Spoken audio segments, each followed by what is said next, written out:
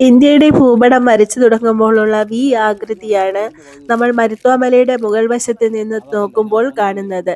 പടിഞ്ഞാറ് അറബിക്കടൽ, കിഴക്ക് ബംഗാൾ ഉൾക്കടൽ, തെക്ക് കന്യാകുമാരിയിലെ ത്രിവേണി സംഗമം, ഇന്ത്യൻ മഹാസമുദ്രം, വിവേകാനന്ദപ്പാറ, തിരുവള്ളൂർ സ്റ്റാച്യു, വടക്ക് വേളിമല. ശ്രീനാരായണ ഗുരുവും ചട്ടമ്പിസ്വാമികളും അഗസ്ത്യമുനിയും വൈകുണ്ഠസ്വാമിയും തപസ് ചെയ്ത ഈ മരുത്വാമലയിലേക്ക് ജീവിതത്തിൽ ഒരിക്കലെങ്കിലും വരേണ്ടതാണ്.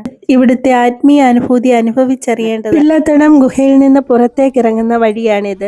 ഏറ്റവും മുകൾ ഭാഗത്തെത്തുമ്പോൾ എപ്പോഴും തണുത്ത കാറ്റ് വീശിക്കൊണ്ടേയിരിക്കും.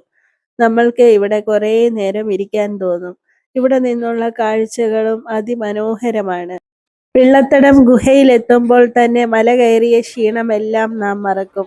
ഏകദേശം 2 മണിക്കൂറോളം സഞ്ചരിച്ചാണ് നമ്മൾ മലയുടെ ഏറ്റവും മുകളിലെത്തുക.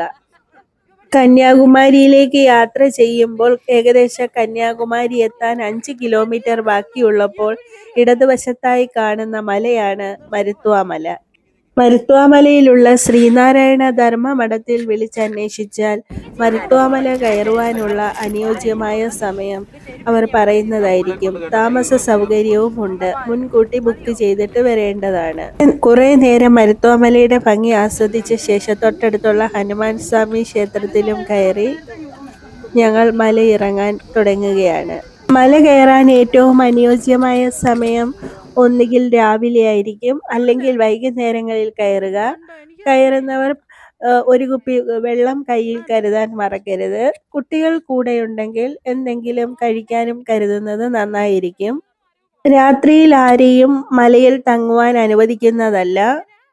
ഏവരും തിരികെ ഇറങ്ങേണ്ടതായിട്ടുണ്ട്.